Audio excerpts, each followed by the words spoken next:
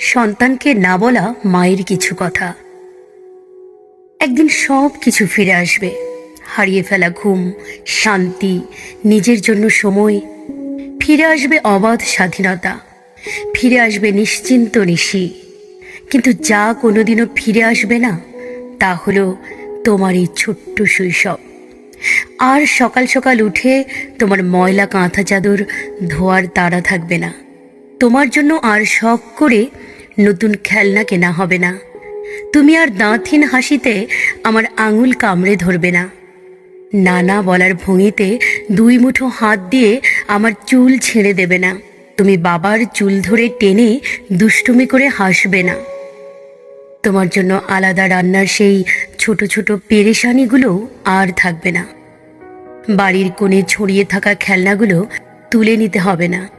নতুন খেলনা দেখলেই বাবার উচ্ছ্বসিত চোখের সেই ভালোবাসা আর দেখা যাবে না।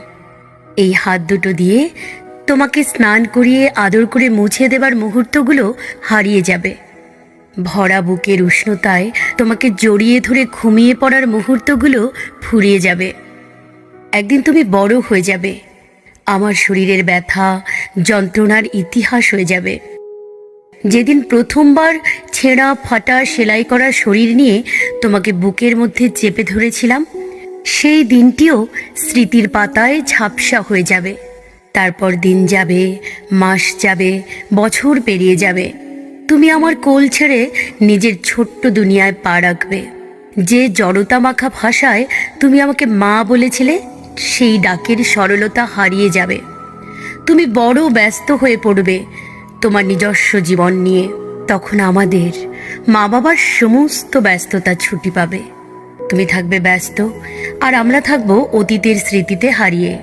যে শৈশব তোমার মনে আবছা হয়ে যাবে, সেই শৈশব আমাদের হৃদয়ে চিরকাল ঝকঝকে জ্বলবে। কখনো একটিবার মনে পড়বে হয়তো তোমাকে ঘুম পাড়াতে, খেলনা গোছাতে, ভালোবাসায় ভিজিয়ে রাখার সেই সব দিনগুলো। আর আমাদের মনে পড়বে তোমার ছোট্ট হাতের টান, দুধের গন্ধ মাখা শরীরের উষ্ণতা, তোমার নির্ভরতা, তোমার অবুঝ ভালোবাসা। সেই সব অনুভূতির কোনো বিকল্প আর কোনো দিন খুঁজে পাওয়া যাবে না।